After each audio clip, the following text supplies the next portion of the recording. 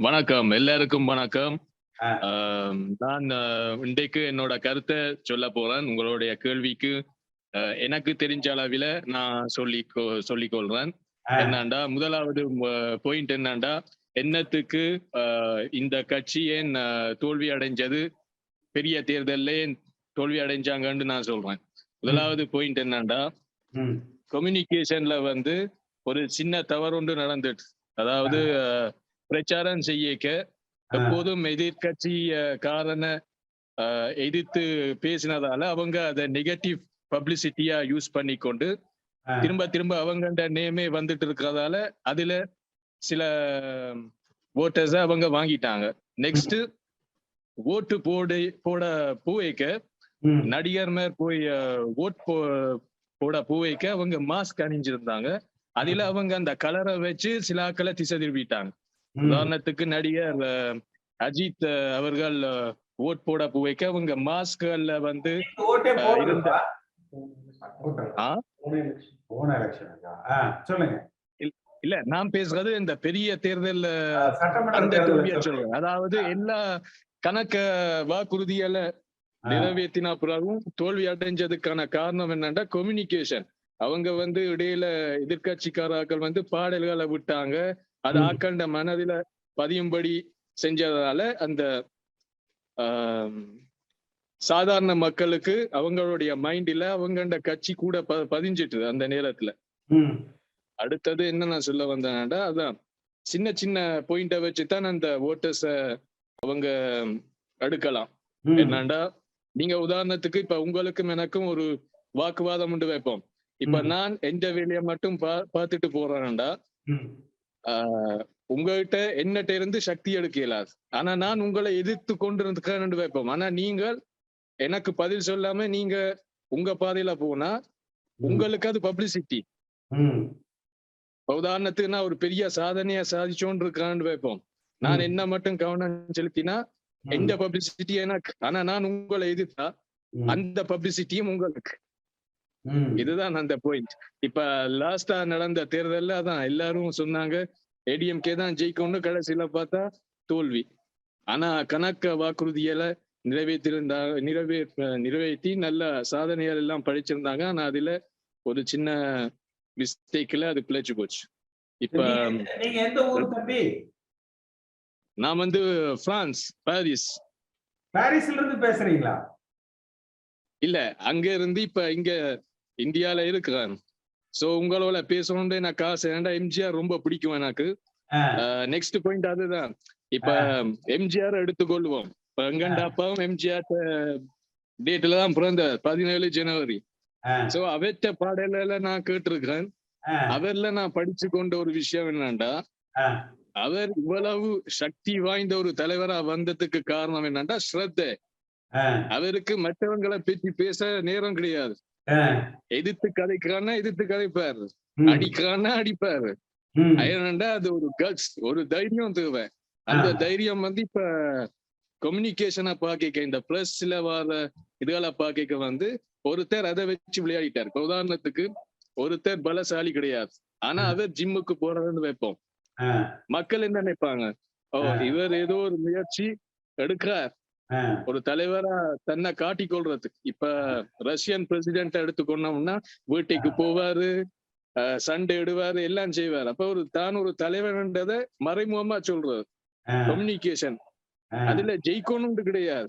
ஆ, சும்மா அந்த எண்ணம் இருக்குன்னு காட்டினா மக்களுக்கு நம்பிக்கை வரும். ஆனா இந்த காலத்துல தப்பா நினைக்காதீங்க, இந்த தலைவரும் அந்த அளவு எம்ஜிஆருடைய தேஜஸும் கிடையாது, பவரும் கிடையாது. நெக்ஸ்ட் இவங்க ஜெயலலிதா அவங்களுக்கு ஒரு இது இருந்தது.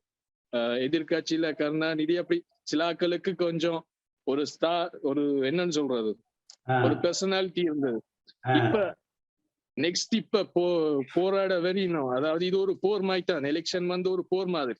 இதுல ஆ, போரிட வர அனைத்து தலைவர்களும் தங்களுக்கு ஒரு ஒரு அடையாளத்தை, ஒரு இதை வந்து ம், நிலைநாட்டும். இப்ப நான் வந்து நல்லதை செய்கிறேன் ஆனா பேசாம செய்கிறேன்டா ம், அதுக்கு எனக்கு மதிப்பிடாது.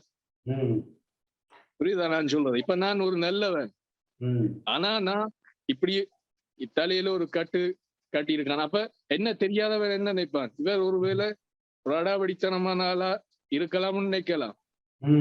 புரியுதா? ஆனா நான் என்ன செய்யறேன்னு சொன்னா சில வேற அபிப்பிராயம் மாறும். இவெல்லாம் என்னத்துக்கு நான் சொல்றேன்னா கம்யூனிகேஷன்.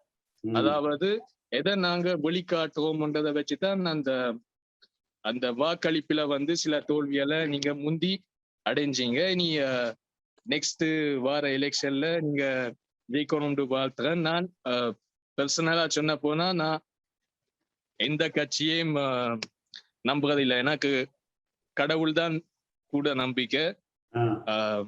சோ இதுதான் எனக்கு என்னோட கருத்தை சொல்ல வேண்டியதா இருந்தது. ஏன்னா உங்க கான்டாக்ட் இருந்தது ரொம்ப காலமா இந்த போன்ல. நீங்க கேட்ட கேள்விக்கு என்னோட பங்களிப்பு இதுதான். சார் வணக்கம் சார். வணக்கம். சார் இப்ப இந்த எலெக்ஷன் இருக்கு சார், உள்ளாட்சி எலெக்ஷன்ல பாத்தீங்கன்னா நம்ம வந்து எப்படி அனலைஸ் பண்ணணும்னா இப்ப திமுக சப்போர்ட் இன்க்ரீஸ் ஆயிருக்கா இல்லையான்றது இப்ப ரிசல்ட்டை வச்சு இது பண்ண முடியும் சார். இது வந்து வார்டு வரைய இப்ப ஓட்டு போட்டுருக்காங்க எல்லாருமே. அதெல்லாம் நம்ம தொகுதி வாரியா கணக்கெடுக்க எடுத்து இப்ப நம்மளுக்கு பழைய இருந்த அதே சப்போர்ட் இருக்கா இல்ல திமுக இன்க்ரீஸ் ஆயிருக்கான்னு தெரிஞ்சுக்கிட்டு நம்ம இது வரைக்கும் பண்ணதை சேஞ்ச் பண்ணுமான்றத அதுக்கப்புறம் இந்த ரிசல்ட்டுக்கு சார் யோசிக்க முடியும். இப்ப பாத்தீங்கன்னா அதாவது நம்மளுக்கு அந்த இப்ப திமுக நிறைய இது பண்றேன்னு சொல்றாங்க. இந்த மாதிரி இந்த எலெக்ஷன்ல ரேஷன்ல பாத்தீங்கன்னா பொருள் சரியா போடல அப்படின்ற மாதிரி அவங்களுக்கு சப்போர்ட் குறைஞ்சிருந்ததுன்னா நம்ம இதுக்கு முன்னாடி பண்ணதெல்லாம் கரெக்ட்னு தெரிஞ்சுட்டு நம்ம அதே மாதிரி ஃபாலோ பண்ணணும். அந்த பிஜேபி கூட்டணி முடிச்சது அதே மாதிரி எல்லாத்தையும் நம்ம பழையபடி ஃபாலோ பண்ணணும். நம்ம அடுத்த எலெக்ஷன் ஜெயிச்சிடலாம். இல்லைன்னா நம்மளுக்கு நம்ம ஏடிஎம்கேக்கு ஓட்டு குறைஞ்சதுன்னா நம்ம இதுக்கு முன்னாடி என்ன தப்பு பண்ணோமோ அதை அனலைஸ் பண்ணி நம்ம கரெக்ஷன் பண்ணிக்கிட்டா நம்ம அடுத்தடுத்து கொஞ்சம் போறது கரெக்டா இருக்கும் சார் அடுத்த எலெக்ஷனுக்கு. இல்ல அதாவது சட்டமன்ற தேர்தலை விட இப்ப நம்ம வாக்கு சதவீதம் அதிகமா தான் இருக்கும். அதுல பிரச்சனை அதாவது நம்பர் ஆஃப் ஓட்ஸ் போல்டுக்கும் நம்ம வாங்கின ஓட்டுக்கும் பாத்தீங்கன்னா ஜாஸ்தியா தான் இருக்கும். இப்ப நம்ம ஒரு அதிக வெற்றியை பெற்றிருக்கலாம். இன்னும் கொஞ்சம் அவர் திரு சங்கரநாராயணன் சொன்னார் இல்லையா, அந்த கள ஒருங்கிணைப்பும் ஒரு திட்டமிட்டு பிரச்சார வியூகங்களும். அதாவது எடப்பாடி பழனிசாமிக்கு ஒரே பிரச்சனை என்னன்னா அவர் மட்டும்தான் பேசணும், வேற யாரும் பேசக்கூடாது, அவ்வளவுதான். இப்ப இந்த 15-20 நாள் நம்ம எல்லாம் ஒரு மீடியாலயோ மற்றதுலயோ பிரச்சாரத்திலயோ இறங்கி திமுகவுக்கு எதிரான அந்த வாதங்களை வச்சிருந்தோம்னா அங்கங்க அந்த பாயிண்ட் பிடிச்சுக்குவாங்க. இப்ப சப்போஸ் நம்ம ஏன் இந்த நிகழ்ச்சியில ஒருத்தர் ஒரு கருத்து சொல்லுவாரு, நீங்க அந்த கருத்து உங்களுக்கு பிடிச்சிருந்ததுன்னா நீங்க அதை இன்னும் 10 இடத்துல சொல்லுவீங்க. அந்த மாதிரி தேர்தல் காலத்துல நம்ம அதை பயன்படுத்தி இருக்கலாம். இது இந்த வடிவேல் சொல்லுவாங்கல்ல, அண்ணனுக்கு என்ன நடந்தாலும் இந்த கோட்டை தாண்டி யாரும் வரக்கூடாது அப்படின்னு, அந்த மாதிரி அந்த மாதிரி இருக்குது. அப்புறம் அடிச்ச கைப்பிள்ளைக்கே இப்படின்னா அடி வாங்கினவன் உயிரோட இருப்பானா அப்படிங்கிற மாதிரி. அது ஒரு போலித்தரம். எதுக்கு சொல்றேன்னா ஒரு போலித்தரமானதாக இருக்கு. அதுதான் சார். வணக்கம். வணக்கம் சார். இந்த உள்ளாட்சி தேர்தல் சார் நம்மளுடைய எப்படி சொல்லுங்க தம்பி. அதான் இந்த உள்ளாட்சி தேர்தல்ல நம்ம ஆட்சி அமைப்போமா இப்படின்னு கேட்கிறேன். டிஎம்கேக்கு முக்காவாசி முழு சப்போர்ட்டுகள் உள்ளன. இல்ல உங்க பகுதியில எப்படி இருந்தது, அத உங்க கருத்தை சொல்லுங்க. எங்க பகுதியில பாத்தீங்கன்னா டிஎம்கேக்கு முக்காவாசி இருக்கு சார். ஏன்னு கேட்டீங்கன்னா பணப்பட்டுவாடுகள் நிறைய புழங்கி கொண்டு இருக்கு சார். அதான் ஒரு பெரிய முக்கியத்துவமே பாத்தீங்கன்னா. உங்களுக்கு எங்க வாக்கு உங்களுக்கு எங்க இருக்கு சார்? நம்ம ஒட்டத்தை சார் நான் ஆல்ரெடி பேசியிருக்கேன் உங்கள்கிட்ட. சக்கரப்பணி தொகுதி ஆல்ரெடி உங்கள்ட்ட ஒரு 3 டைம் மீட்டிங் பண்ணி பேசியிருக்கேன். எப்படி இந்த தடவை நம்ம உள்ளாட்சி தேர்தலில் நம்ம இடம் பிடிப்போம்னு லயா காலேஜ்ல 60% சொல்லியிருக்காங்க.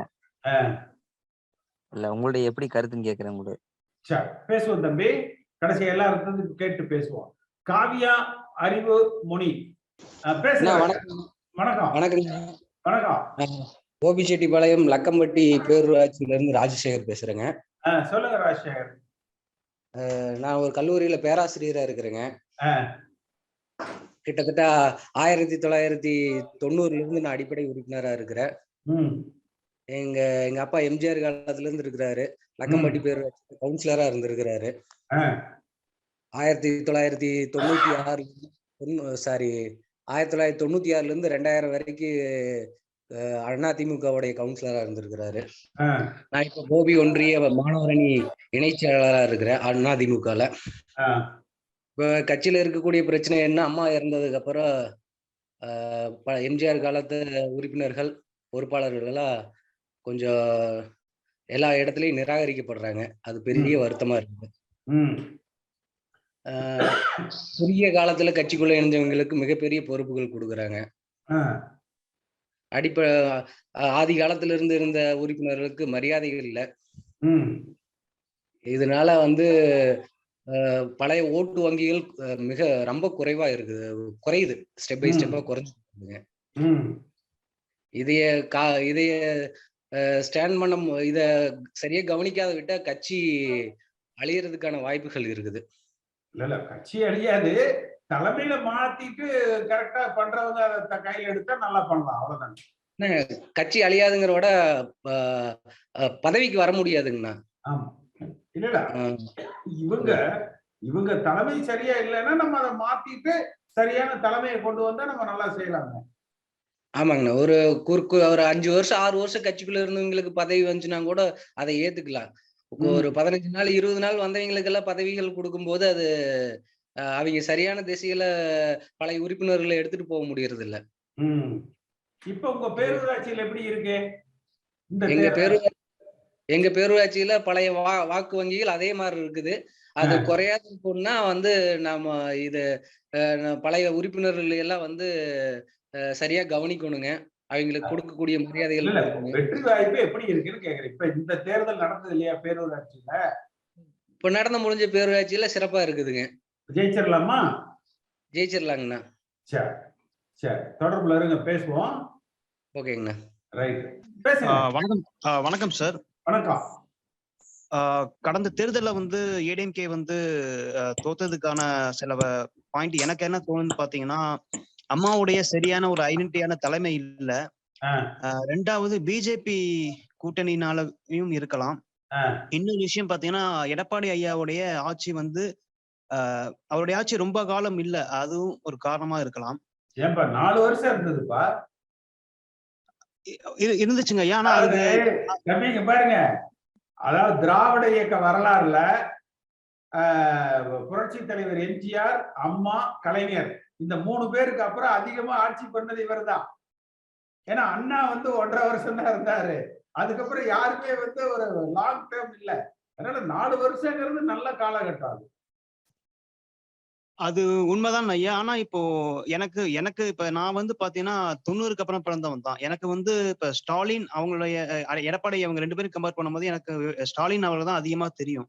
அதனால அங்க தலைமையுடைய ஐடென்டிட்டி வலிமையா இருந்ததுனால நம்மளுக்கு தோல்வி இருக்கலாம்னு எனக்கு தோன்றுது ஐயா. எப்படி உங்களுக்கு ஸ்டாலின் அதிகமா தெரியும்? ஏன் உங்களுக்கு எடப்பாடியை தெரிய மாட்டேங்குது? ஏன்னா அப்பல இருந்து இந்த டிவி மூலமா பாத்தீங்கன்னா ஸ்டாலின் அவர்களுடைய முகம் தான் எனக்கு நாங்க அதிகமா பார்த்தது ஐயா, எங்களை மாதிரி 90s கிட்ஸ் எல்லாம். எடப்பாடி அவர்களை எனக்கு அவர் ஆட்சி வந்ததுக்கு அப்புறம் தான் எடப்பாடி ஐயாவை பத்தி எனக்கு நிறைய விஷயம் தெரிஞ்சது. அதுக்கு கருணாநிதி பையன், அதனால டிவில அடிக்கடி காட்டுவாங்க. ரெண்டாவது டிவில வர்றதையெல்லாம் பார்த்து ஓட்டு போடுறாங்களா என்ன? டிவில யார் முகம் அதிகமா தெரியுதோ அதெல்லாம் பார்த்து ஓட்டு போடுறாங்களா என்ன? அது ஆனா யாரும் அதான் எதை நம்ம அதிகமா பாக்குறோமோ அதுதானே ஐயா நம்ம இருக்கிறோம். அந்த ஒரு பிராண்டிங், அவங்கள பத்தின ஒரு பிராண்டிங்கும் இமேஜும் போய் சேருதுன்னு சொல்றீங்க மக்கள் மத்தியில. ஆமாங்க சார், ஆமாங்க ஐயா, ஆமாங்க ஐயா. அப்புறம் 4வது ஒரு பாயிண்ட் என்னன்னா, நம்ம ஏடிஎம்கே இப்ப கொங்கு மண்டலத்துல கண்டிப்பா நம்ம வலிமையா இருந்தோம். ஆனா வட தமிழகத்திலயும் தென் தமிழகத்திலயும் கொஞ்சம் வலிமை இருந்தது மாதிரி எனக்கு தோன்றுது. அதுவும் முக்கியமா எக்ஸ்பெக்ட்லி பாத்தீங்கன்னா தென் தமிழகத்துல நம்ம வலிமை ரொம்ப குறைஞ்சு எனக்கு தோணுது. வட தமிழகத்தை பொறுத்தவரை நம்ம பாமக கூட்டணியினால நம்ம வலிமையோட இருந்தாலும், ஆனா பாமகக்கு அந்த டைம்ல ஒரு கெட்ட பேர் இருந்ததுனால அதுவும் நம்மளுக்கு தோல்வியில அடைஞ்சதான் எனக்கு தோன்றுது ஐயா. நீங்க எந்த தொகுதி தம்பி? எம்எல்ஏ தொகுதி? கும்பகோணம் தொகுதி ஐயா. ஓ, கும்பகோணம் தொகுதியா? சரி, சொல்லுங்க, பேசுங்க. எங்க தொகுதியை பொறுத்தவரையும் கண்டிப்பா இது டிஎம்கே உடைய கோட்டைன்னு சொல்லலாம். அதான் உண்மை ஐயா, மறுக்க முடியாத உண்மை. இன்னொரு விஷயம் எனக்கு என்னன்னா, இப்ப கும்பகோணம் பாத்தீங்கன்னா ஒரு ஆன்மீகமான ஸ்தலம், அதாவது கோயில் நகரம் சொல்லுவோம். சோ கோயில் நகரம் பார்க்கும்போது, ஆனா அங்க டிஎம்கே எப்படின்னா, டிஎம்கே அவங்களுடைய கொள்கை முக்கியமா திராவிடம், அந்த நாத்திகம் அந்த ஒரு இதுலதான். அப்படி இருந்தும் இங்க கும்பகோணத்துல கோவில் நகரத்துல அவங்களுடைய ஆட்சி இருக்கிறது எனக்கு எப்படின்னு தெரியல. என்ன சொல்றதுன்னு தெரியல. வேற ஏதாவது சொல்லணுமா தம்பி? இல்ல ஐயா, வேற எந்த கருத்தும் இல்லை. இந்த காணொளியை காணும் தமிழ் உள்ளங்களுக்கு ஒரு அன்பான வேண்டுகோள். சேனலை சப்ஸ்கிரைப் பண்ணிட்டீங்களா? பண்ணலனா மறக்காம சப்ஸ்கிரைப் பண்ணுங்க. சப்ஸ்கிரைப் பட்டனையும் பெல் ஐக்கனையும் உடனடியாக கிளிக் பண்ணுங்க. உங்கள் அன்பும் ஆதரவும் என்றைக்கும் எங்களுக்கு தேவை. நன்றி.